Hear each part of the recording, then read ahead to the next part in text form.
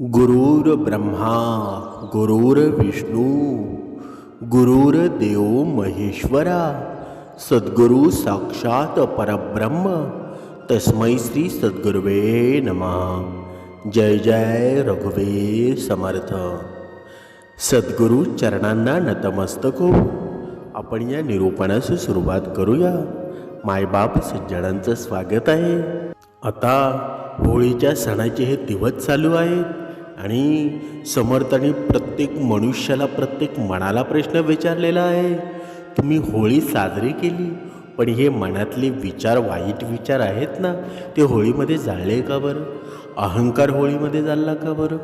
म्हणजे असे अनेक पद्धतीचे प्रश्न आहेत ना, ते समर्थांनी या मनाला विचारलेले आहेत। पण हे मन समर्थांचे प्रश्नसुद्धा ऐकत नाही आणि त्यांना उत्तरसुद्धा द्यायला तयार नाही। असं होतं का बरं? कारण आपण जेव्हा आहे ना मनामध्ये वाईट विचार करतो तेव्हा तुमच्याकडे असलेली सुंदरता आहे ना, ती सर्व काही निघून गेलेली असते। मग तुमचं जग आहे ना तुम्हाला वाईट दिसायला लागतं। समर्थांनी सांगितलेलं आहे, जर जगात सुंदर काय असेल ना तर ते आपलं मन आहे, आपला दृष्टिकोन आहे, आपले विचार आहेत, आपलं वागणं आहे। काहीही न लपवता मन मोकळेपणाने बोलणं जगणं, यात खरी सुंदरता आहे ना।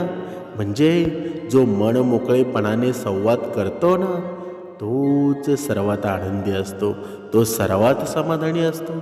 मग आपण समाधानी आहोत का बरं? कधीतरी या गोष्टीचा विचार आहे ना तो प्रत्येकाने करायला हवा। आपण होळी साजरी केली, आपण सर्व काही सण साजरे करतो, पण भक्तिभावाने करतो का बरं? जे आपल्याला जाळायचं आहे ना ते आपण कधीच जाळत नाही। आपण क्षणिक आनंदामध्ये जातो, पण जो खराखुरा आपल्याला आयुष्यभर आनंद पुरणार आहे त्याकडे आपण जातो का बरं? कधीच जात नाही। समर्थांनी मनाच्या श्लोकांमध्ये सुंदर वर्णन केलेलं आहे।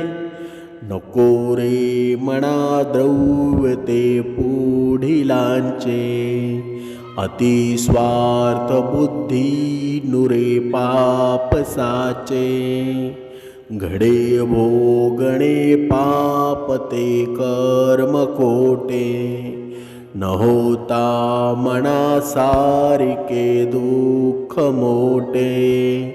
जय जय रघुवीर समर्थ।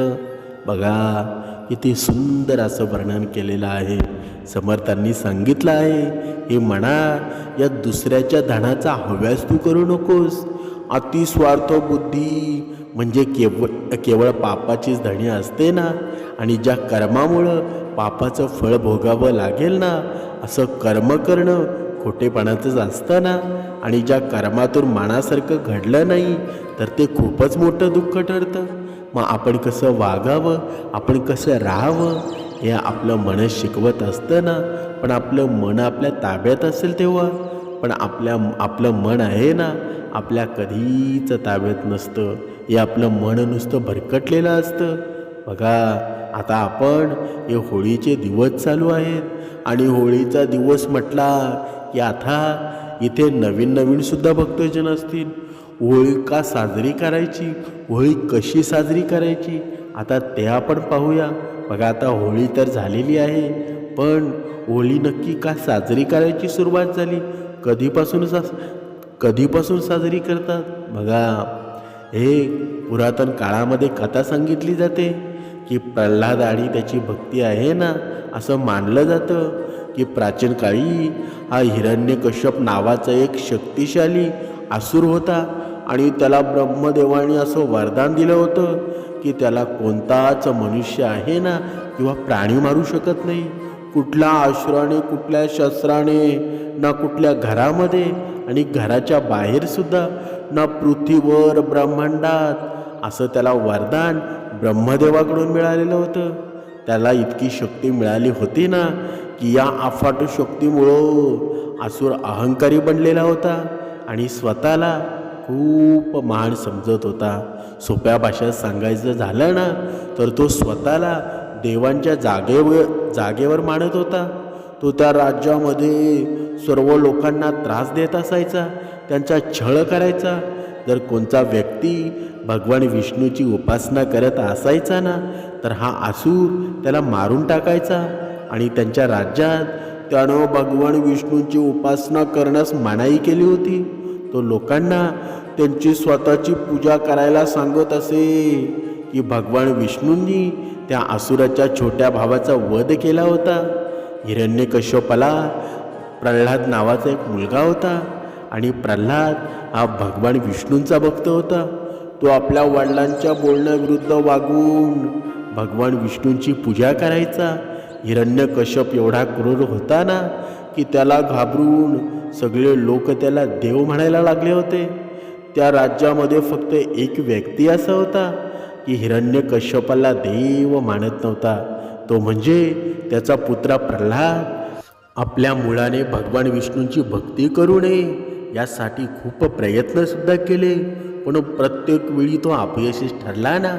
आणि याच कारणामुळं त्यांनी आपल्या मुलाचा वध करण्याचा निश्चय केला. आणि या कामाला करण्यासाठी त्यांना आपल्या बहिणीची सहाय्यता मागितली. त्याच्या बहिणीचं नाव होतं होलिका. आणि या होलिकाला सुद्धा भगवान शिवाकडून एक वरदान प्राप्त झालं होतं. आणि त्या वरदानामध्ये तिला एक वस्त्र मिळालं होतं. जेव्हापर्यंत होलिकाच्या अंगावर ते वस्त्र राहील ना, तोपर्यंत तिला कोणीही जाळू शकत नाही, असं वरदान तिला भगवान शिवांकडून मिळालेलं होतं. हिरण्यकश्यपानं एक सापळा रचला आणि होलिकेला असा आदेश दिला की ती हिरण्यकश्यपाचा पुत्र प्रल्हाद याला मांडीवर घेऊन आगीत बसावं. जेव्हा होलिका प्रल्हादाला मांडीवर घेऊन आगीत बसली ना, तेव्हा प्रल्हाद भगवान विष्णूंचा जप करत होता. असं म्हणतात ना की आपल्या भक्ताचं रक्षण करणं हे देवाचं खूप मोठं कर्तव्य असतं ना. म्हणून भगवान विष्णूंनी देखील एक सापळा रचला. त्याच्यात एक प्रचंड मोठं वादळ आणलं आणि त्या वादळामध्ये होलिकाच्या अंगावरचा कपडा उडून गेला आणि आगीत न जळण्याचं वरदान देखील त्या कपड्यासोबत उडून गेलं. आणि होलिका आणि आगीत जळून भस्म झाली. आणि दुसरीकडं तिच्या मांडीवर बसलेला प्रल्हाद, त्याला अग्निदेवानं स्पर्श देखील केला नाही. समर्थांनी सांगितलेलं आहे ही कथा आपल्याला काय शिकवते बरं. ज्या अर्थी जी होलिका होती ना, तिच्या मनामध्ये द्वेष होता, अहंकार होता, वाईट कृत्य करण्याचं तिच्यामध्ये सामर्थ्य होतं. आणि प्रल्हाद होता ना, त्याच्या अंतःकरणामध्ये सद्गुण विचार होते. भगवंताच्या अंतःकरणातील विचार आहेत ना, तुम्हाला कधीच जळू देणार नाही. म्हणजे चांगल्या विचारांचा मनुष्य असतो ना, त्याच्या जीवनामध्ये कितीही वाईट प्रसंग आले तरी तो हरू शकत नाही. तसंच प्रल्हादाचं झालं ना, नामस्मरणानं प्रल्हादाला वाचवलं. आणि जी होलिका होती ना, ती सर्वश्रेष्ठसुद्धा होती. भगवंताचं वरदान तिला होतं. तरीसुद्धा भगवंताच्या जर मनात आलं ना, तुम्ही कितीही सर्वश्रेष्ठ असा तरीही तुम्ही या जगामध्ये टिकू शकत नाही. म्हणून भगवंत आहे ना, हाच सर्वदाता आहे, हाचा अन्नदाता आहे, हे तुम्ही विसरू नका. आपण जेव्हा वाईट कर्म करतो ना, वाईट कर्म करताना आपण भगवंताचा विसर करतो. पण जेव्हा वाईट कर्म होतं ना, तेव्हा भगवंत सर्व काही पाहत असतो. पण आपल्याला ते दिसतं का बरं? आपल्याला वाटतं मला कोणीही पाहत नाही. पण समर्थांनी सांगितलेलं आहे, सगळ्यात सुंदर नातं कुणाचं असतं बरं? दोन डोळ्यांचंच असतं ना. ते एका वेळी उघडझाप करतात, एकाच वेळी रडतात, एकाच वेळी झोपतात. तेही आयुष्यभर एकमेकांना न बघता. मग आपल्यामध्ये हा अहंकार कुठून आला आहे बरं? आपली नाती विसरलो, आई बापाला विसरलो, भाऊ बंधाला विसरलो, बहिणीला विसरलो. मग ही संपत्ती ही संपत्ती कुठून मिळवली बरं? भगवंतानेच दिलेलं हे योगदान आहे ना. भगवंताची इच्छा होती म्हणून तुला ही संपत्ती मिळालेली आहे. मग तू ही मृत्यूनंतर घेऊन जाणार आहेस का? मग एवढा मीपणा कशाला आहे बरं? प्रत्येक गोष्ट मिळवायची नसते. आयुष्यामध्ये एक गोष्ट लक्षात ठेवा, आयुष्यामध्ये प्रत्येक गोष्ट मिळालीच पाहिजे असं अजिबात नाही. काही गोष्टी असतात ना, सोडून देण्यात सुद्धा आनंद असतो. कारण सगळं हातात धरायच्या नादात आहे ना, आपण नकळत स्वतःला गमावत असतो. आयुष्य प्रत्येक वेळी सांगतो, समजावतो, सगळं आपल्या वाट्याला येणार नाही, आणि जे आलं नाही त्यावर रडण्यात वेळ गेला ना, तर जे आलंय तेही निसटून जाईल. असं कित्येकांच्या बाबतीत घडलेलं आहे, आणि आज हे निरूपणसुद्धा ऐकत आहे. बघा, तुम्हाला जास्त काही सांगण्याची गरज नाही, कारण काही नाते असतात ना, काही स्वप्न माणसं आपल्यासाठी नसतात. हे मान्य करायला वेळ लागतो ना, पण एकदा मान्य केलं ना की मग काही गोष्टी सोप्या होतात. म्हणजे प्रत्येक वेळी खरं समाधान मिळण्यात नाही, तर जे आपल्याकडं आहे ना ते स्वीकारायला सुद्धा शिका. कारण कधी कधी हारणंही आयुष्य जिंकवतं, आणि सोडून देणं म्हणजे शेवट नसतो, तर स्वतःकडे परत येण्याची सुरुवातच असते ना.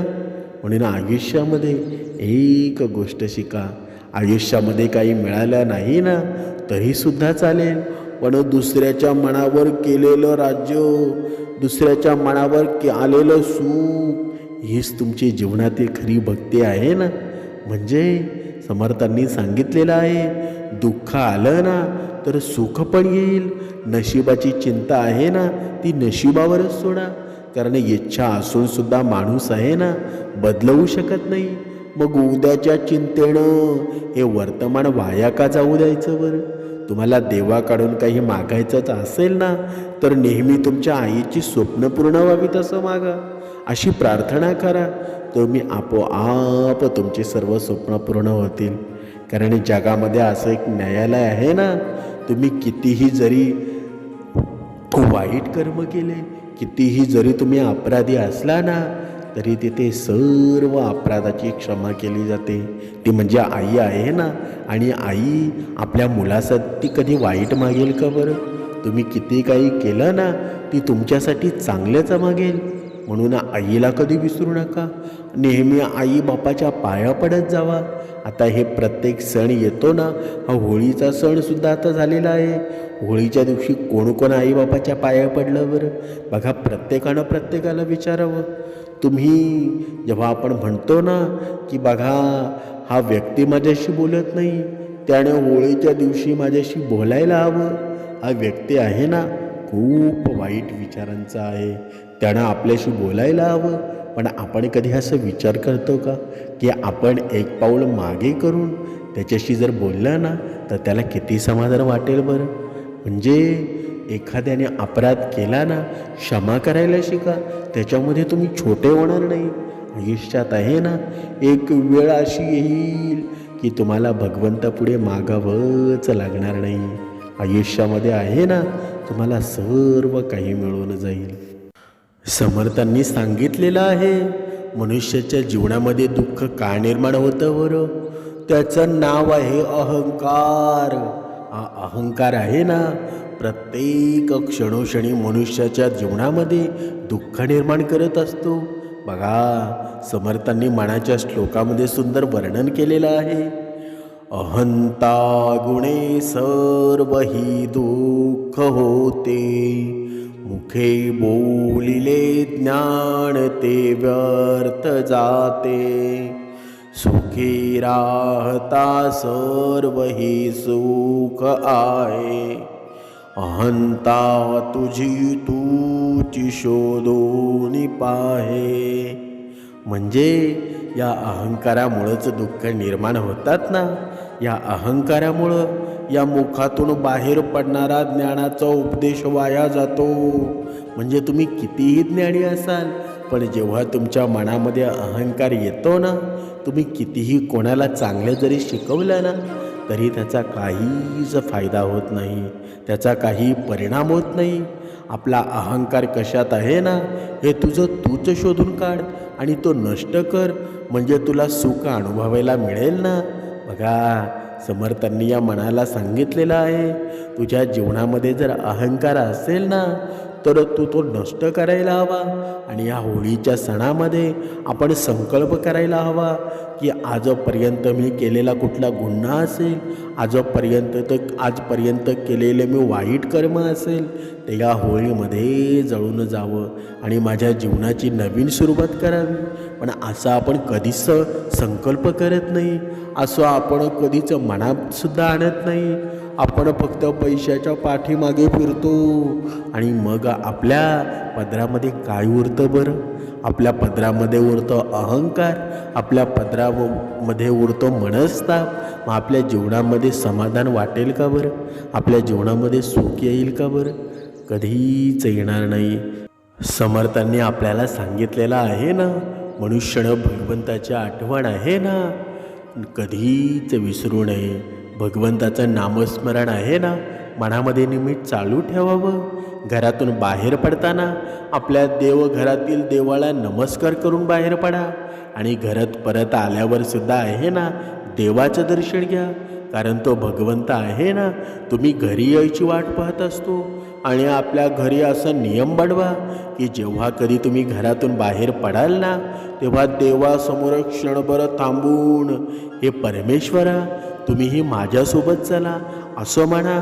कारण तुमच्या हातामध्ये भले लाखाचं घड्याळ असेल, परंतु त्यावर दाखवणारी वेळ आहे ना, फक्त त्या भगवंताच्याच हातामध्ये आहे. हे ज्याला कळालं ना, तो आजपासून संकल्प करेल आणि भगवंताच्या भक्तीमध्ये लीन होईल. आता या होळीच्या सणाचं महत्त्व आहे ना, एवढं जरी मनुष्याला कळालं ना, तरी खूप झालं. नाहीतर आयुष्यामध्ये आजपर्यंत आपण अवगुणच करतच आलेलो आहोत.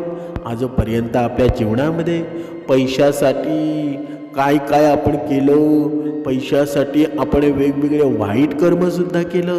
पण आज आहे ना, एक गोष्ट लाख मोलाची लक्षात ठेवा की तुमच्या जीवनामध्ये जे काही घडतं ना, ते भगवंताशिवाय घडत नाही, भगवंताच्या मर्जीनंच घडत असतं. तुम्ही किती जरी पैसा कमवण्याचा प्रयत्न केला ना, भगवंताच्या जर मनात असेल की तुमच्याकडे पैसा आला तरी तो टिकू शकणार नाही. म्हणून भगवंताशिवाय आहे ना, भगवंताच्या मर्जीशिवाय या पूर्ण ब्रह्मांडामध्ये काही घडत नाही. म्हणून एक गोष्ट लक्षात ठेवा, भगवंताचं नामस्मरण ठेवा, एक संकल्प करा, दुसऱ्याच्या जीवनामध्ये दुःख निर्माण करू नका. तुमच्या जीवनात सुद्धा दुःख येणार नाही. आयुष्यामध्ये आहे ना, समतोल जगायला शिका. दुसऱ्याच्या जीवनामध्ये सुख निर्माण करा, तुमच्या जीवनामध्ये सुद्धा सुख येईल. बघा, भक्ती मार्गामध्ये जेव्हा मनुष्य येतो ना, तेव्हा भरपूर तक्रारी घेऊन येत असतो.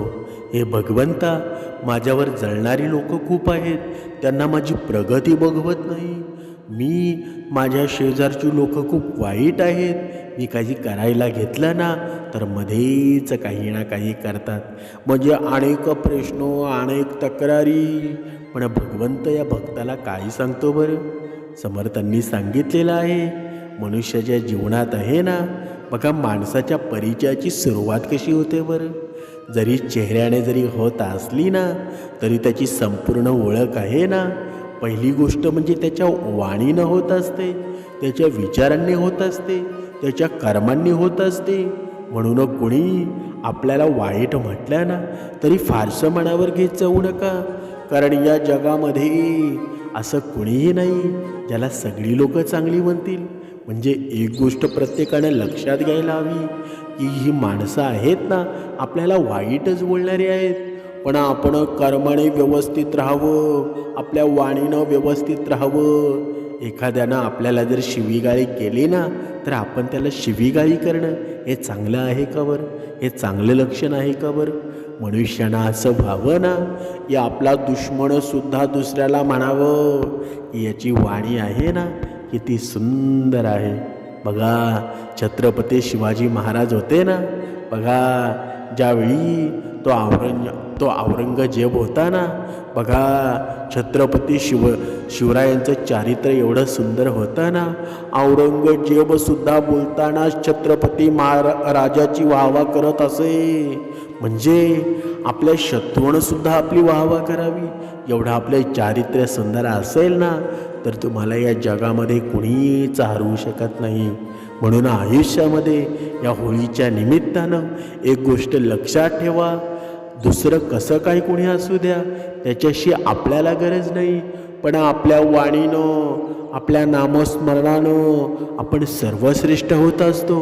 ही एकच गोष्ट लक्षात ठेवा. हे माणुसकी असते ना, बघितलं तर दिसते, दाखवली तर मिळते, केली तर कळते, मांडली तर मिळते आणि ओळखली तर आहे ना, ती शेवटपर्यंत राहते. म्हणून जर प्रेमाने तुम्ही राहिलात ना, तर आयुष्यभर तुम्हाला प्रेम मिळेल.